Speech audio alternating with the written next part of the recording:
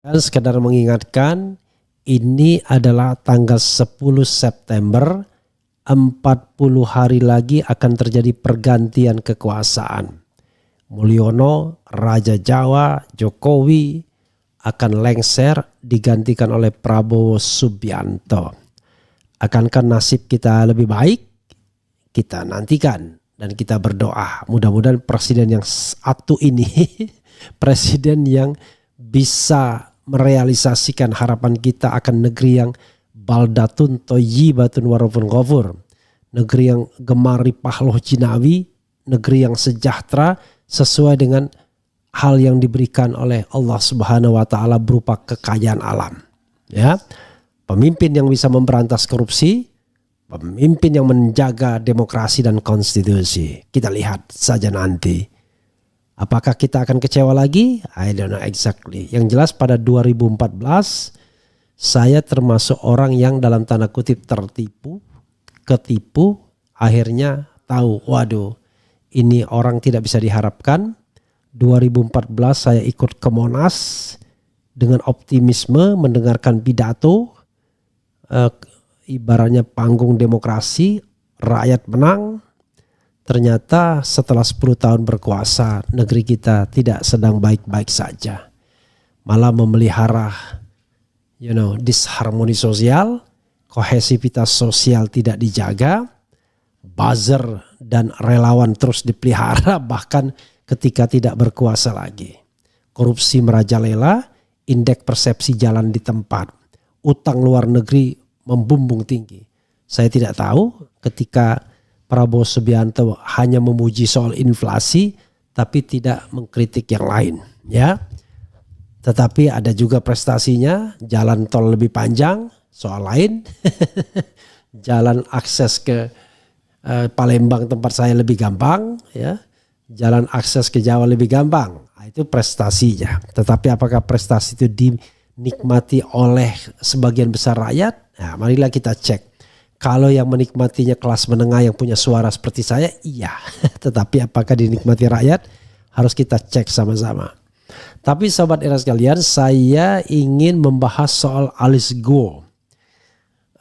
Mata-mata yang dikatakan sebagai mantan mata-mata. Pernah jadi wali kota di Filipina, bayangkan. Dan akhirnya ditangkap di sini. Ceritanya mirip mengenai negeri Konoha. Nanti kita bacakan sebuah tulisan yang beredar dari WA ke WA, entah siapa yang menulis. Pokoknya many times di forward. Kita bacakan dulu beritanya, ya. Sebagaimana dilansir tribunnews.com, sosok Alice Guo ditangkap Polri di Tangerang dituduh mata-mata China. Tribunnews.com Tangerang, Kepolisian Republik Indonesia Polri menangkap buronan asal Filipina Alice Guo atau Guo Huaping.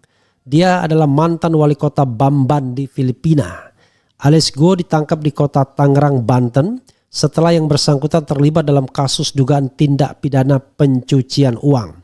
Selain itu, Parlemen Filipina menuding Alice Guo sebagai mata-mata China yang beroperasi di Filipina. Penangkapan tersebut upaya membantu pengejaran buronan ini merupakan bagian dari kerjasama dengan pemerintah Filipina, kata Kepala Divisi Hubungan Internasional Polri, Inspektur Jenderal Polri Krishna Murti Rabu, ya. Adapun penangkapan Alice Guo dilakukan oleh Polda Metro Jaya bekerja sama dengan Polres Kota Bandung pada Selasa malam. Mantan Direktur Reserse Kriminal Umum Polda Metro Jaya itu belum bicara lebih jauh soal detail penangkapan Alice Guo. Adiknya ditangkap di Batam. Departemen Kehakiman Filipina, ya, DOJ mengonfirmasi penangkapan Alice Guo di kota Tangerang, Indonesia. Perkembangan ini telah diverifikasi oleh rekan-rekan kami di imigrasi yang telah mengonfirmasi bahwa Guo saat ini ditahan oleh Jatanras Mabes Polri, kata Departemen Kehakiman Filipina, sebagaimana dikutip kantor berita Filipina PNA, ya. Menteri Kehakiman Filipina Jesus Crispin Remulla menyambut baik perkembangan tersebut. Dia mengatakan penangkapan Guo merupakan bukti dari upaya tak kenal lelah dari lembaga penegak hukum dan kekuatan kerjasama internasional dalam membawa buronan ke pengadilan. Guo diduga terlibat dalam judi ilegal Philippine Offshore Gaming Operators (POGO) di negara tersebut. Status kewarganegaranya pun dipertanyakan. Luar biasa ya. Kemudian Guo meninggalkan Filipina pada tanggal 18 Juli lalu. Perempuan itu dilaporkan tiba di Singapura pada 21 Juli dan melakukan perjalanan ke Indonesia pada 18 Agustus karena dia pikir Indonesia negeri yang aman ya bagi mata-mata China. Adik perempuan Guo, Sheila, dan rekan bisnisnya Cassandra Leong sebelumnya ditangkap di Batam, Kepulauan Riau, Indonesia. Dia juga telah dipulangkan ke Filipina pada 22 Agustus lalu. Selama sidang subkomite Senat tentang keadilan dan hak asasi manusia, Sheila mengakui bahwa dia meninggalkan negara itu bersama Alice Guo menggunakan perahu. Luar biasa ya. Alice Guo dituduh mata-mata China. Alice Guo dituduh mengizinkan sindikat perdagangan manusia dan pusat penipuan beroperasi di kotanya dengan menyamar sebagai kasino online.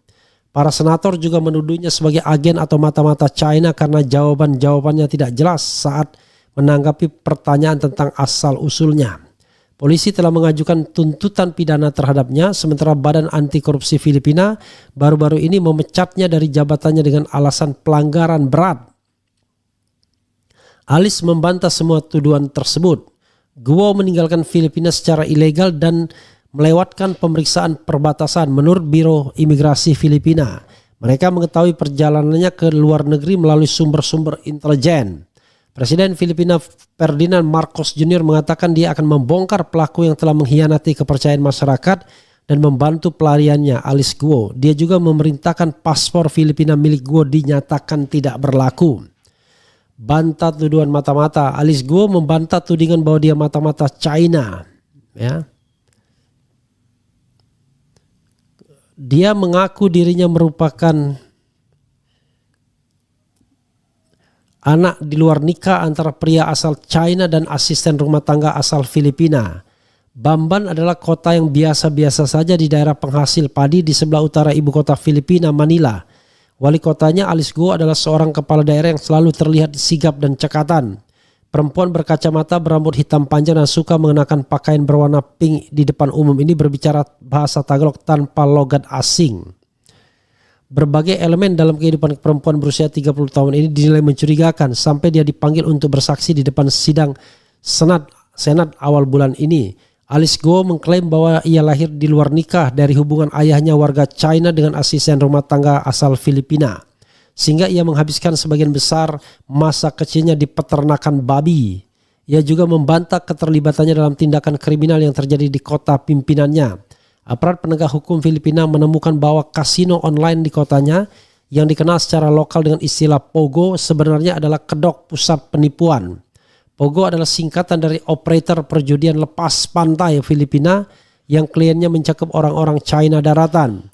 Pihak berwenang menggerebek kasino tersebut pada bulan Maret lalu dan menyelamatkan hampir 700 pekerja termasuk 202 warga negara China dan 73 orang asing lainnya yang dipaksa menyamar di dunia maya sebagai kekasih. Bisnis-bisnis ini berkembang pesat pada masa pemerintahan Rodrigo Duterte yang selama berkuasa dekat dengan Tiongkok. Namun di bawah pemerintahan presiden saat ini Ferdinand Marcos, Pogo mendapat pengawasan ketat setelah diketahui bahwa beberapa di antaranya telah digunakan sebagai kedok perdagangan manusia dan operasi penipuan online. Kasus Guo terungkap ketika sengketa wilayah antara Manila dan Beijing di Laut Cina Selatan sedang memanas. Kemudian ia meminta maaf kepada para senator karena tidak bisa menjelaskan latar belakang keluarganya saat sidang. Ia sebut pikiran saya tiba-tiba kosong. Guo mengatakan bahwa ia merasa malu karena statusnya sebagai anak di luar nikah sehingga ia lebih sering tinggal diam di peternakan babi milik keluarganya. Saya tidak punya teman main, saya tumbuh besar di peternakan tersembunyi, ujar Guo. Saat memasuki masa remaja, ia mulai menggeluti bisnis ayahnya. Ia mengatakan dirinya sering membeli jagung dari kota-kota sekitar Tarlac untuk membuat pakan babi. Lebih lanjut, Guo kembali menegaskan bahwa ia sama sekali tidak terlibat dengan permasalahan Pogo ataupun pusat perdagangan manusia dan operasi penipuan online. Saya tidak memiliki kuasa itu, saya hanya seorang warga biasa dari wilayah kelas 2. Saya tidak memiliki jaringan-jaringan seperti itu, ucapnya. Saya mendengar kabar bahwa saya mungkin dideportasi. Ibu saya sudah pergi meninggalkan saya. Apakah sekarang negara saya akan mendeportasi saya? Kata Go. Ia berencana mencalonkan diri lagi untuk pemilihan tahun depan. Wali kota Filipina boleh menjabat sebanyak 3 periode dengan setiap periode selama 3 tahun. Saya tidak akan mengurungkan diri. Saya akan terus melayani masyarakat, ujarnya. Luar biasa ya. Ya, sobat EDR sekalian, dia mata-mata China ya. Kalau dulu di Perang Dunia Kedua itu terkenal mata-mata namanya matahari ya. Jadi ada kaitannya dengan Indonesia ya. Tetapi saya lupa ingat ceritanya pada waktu itu ya. Seorang cantik ya. Ini ada ya kan. Nah ini ya. Dulu ada terkenal mata-mata di bukan Perang Dunia Kedua ya, atau Perang Dunia Pertama ya, Perang Dunia Pertama sepertinya. Margareta Gertruida MacLeod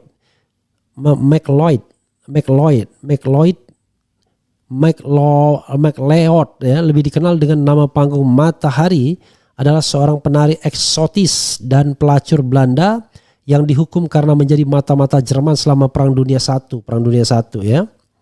Banyak orang masih percaya dia tidak bersalah. Mereka beranggapan bahwa tentara Prancis hanya membutuhkan kambing hitam. Ya. Kelahiran 7 Agustus 1876 di Belanda, meninggal 15 Oktober 1917. Jadi usianya kalau kita hitung 24, kemudian 34, ya 41 tahun ya. Itu ya, Matahari, terkenal sekali yang namanya Matahari. Berdarah Jawa, jadi ada juga kaitannya dengan Indonesia ya. Ya, dan orangnya luar biasa ya. Sosok di balik foto tersebut ialah Matahari, seorang wanita yang dieksekusi mati oleh regu tembak Perancis karena tuduhan menjadi spionase selama berkecamuknya Perang Dunia I.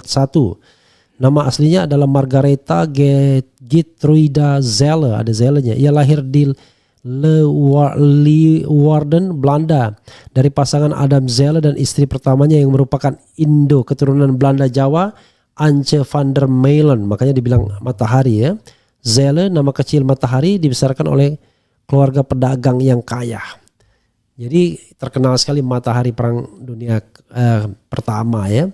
Dan sobat era sekalian, saya mendapatkan ini agak ngeri-ngeri sedap. Many times di forward dan kemudian mengaitkan ini dengan fenomena di negeri Konoha. Jadi fenomena di negeri Konoha yang kita tahu bahwa mirip-mirip ya. Soal bagaimana kedekatannya dengan Xi Jinping, negeri Xi Jinping itu ya. Jadi many times di forward ke saya, makanya saya mau membahasnya ya. Oke. Coba kita bacakan ini yang di forward many time ya.